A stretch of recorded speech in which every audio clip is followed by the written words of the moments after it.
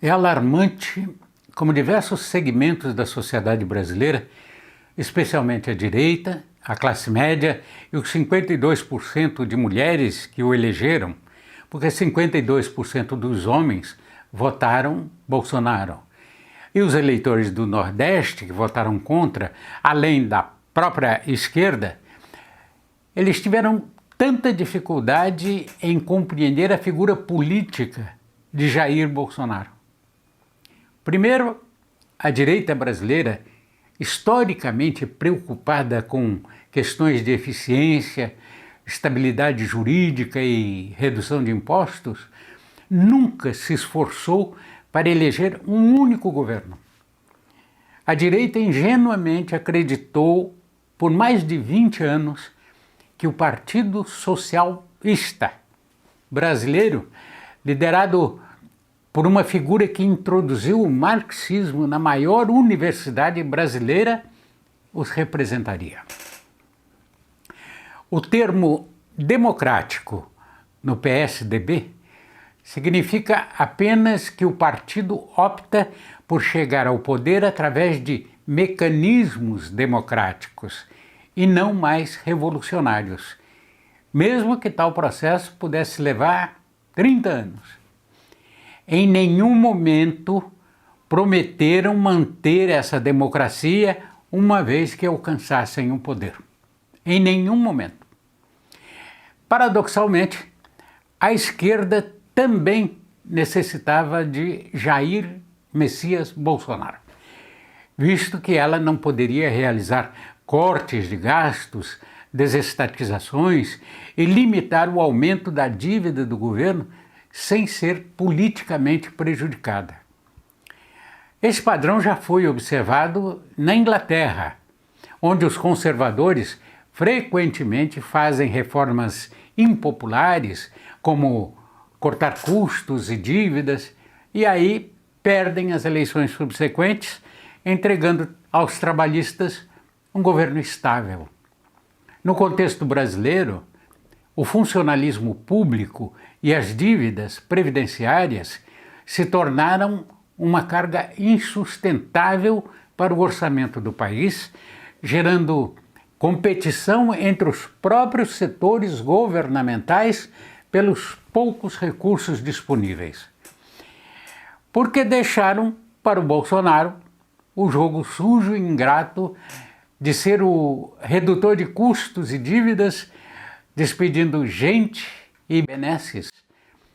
Bolsonaro foi o primeiro presidente a reconhecer que o Brasil está tecnicamente falido, que a Previdência está insolvente, que o Estado está gastando demais e mal, como é o caso dos 37 ministérios.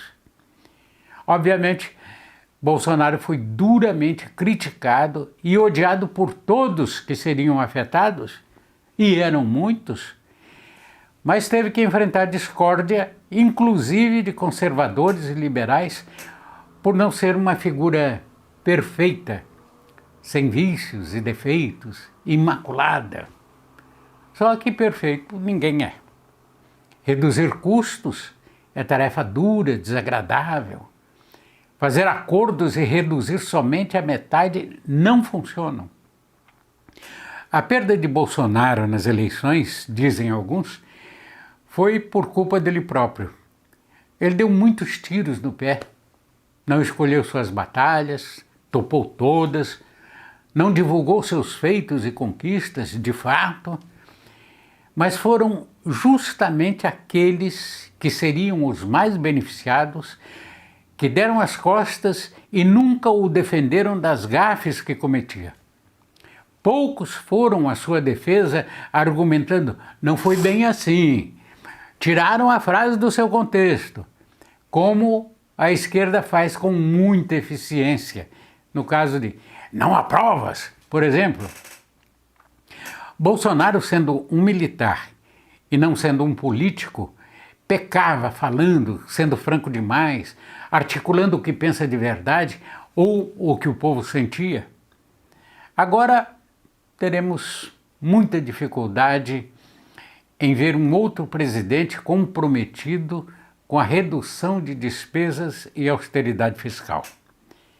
Quem de direita vai se atrever a competir?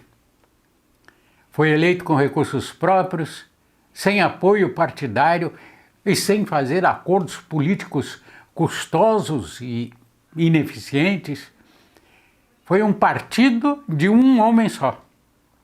Mesmo com as severas críticas desde o primeiro dia de governo, com sua personalidade incisiva e muitas vezes polêmica, Bolsonaro abordou questões que poucos antes dele se atreveram a tocar.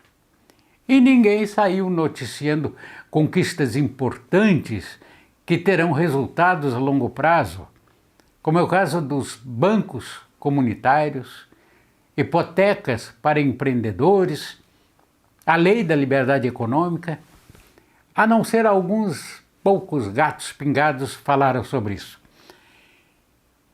Bolsonaro está longe de ser um político perfeito, mas é importante ponderar que a perfeição raramente é encontrada na política.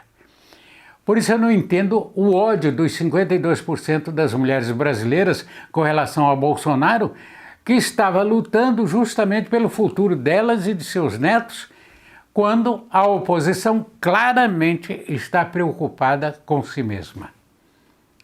Bolsonaro foi o primeiro presidente com coragem de dizer não, algo inexistente num país de acordos e benesses, de compra de votos para dizerem sim. Seu estilo direto e por vezes controverso foi visto como inapropriado por muitos, especialmente as mulheres que o derrotaram, dando 52% de seus votos ao mais simpático, Lula. Só que os desafios que o Brasil enfrenta não podem ser superados com discursos de paz e amor. Não temos mais recursos financeiros para agradar todo mundo. Durante seu mandato, a corrupção foi reduzida em 95%, cumprindo a sua promessa eleitoral. Mesmo assim, todos que votaram contra Bolsonaro concentraram-se nas alegações menores, como as relacionadas às rachadinhas passadas e de pequena monta contra os bilhões do Porto em Cuba e dezenas de outros casos. Ainda assim, liberais e conservadores mantiveram uma postura reservada e até contrária em relação a Bolsonaro, preferindo uma Simone Tebet como sucessora e lutando pela sua eleição como uma terceira via. Muitos pareciam preferir uma figura mais polida, com um discurso mais elegante, ainda que essas qualidades não necessariamente se traduzissem em ações eficazes. Em retrospecto, Bolsonaro foi uma figura política que rompeu com muitos padrões estabelecidos, o que desencadeou reações diversas e intensas. Enquanto alguns celebraram sua postura assertiva e foco na redução de gastos, a maioria lamentava suas falhas e o estilo confrontador. Independentemente, é inegável que a presença de Bolsonaro na presidência representou um período distinto na histórica política brasileira. Portanto, é fundamental enfatizar e analisar o legado do Bolsonaro com uma lente equilibrada, ponderando suas realizações e fracassos de forma justa, que ainda não vi ninguém fazer. A expectativa de que teremos novamente no Brasil um presidente que se comprometa com a redução de despesas, que seja eleito sem apoio partidário e sem acordos políticos, parece muito pouco provável. Bolsonaro foi uma figura única, com todas as suas falhas e acertos, em um momento único da história política brasileira. O Brasil do progresso sentirá muito a sua falta.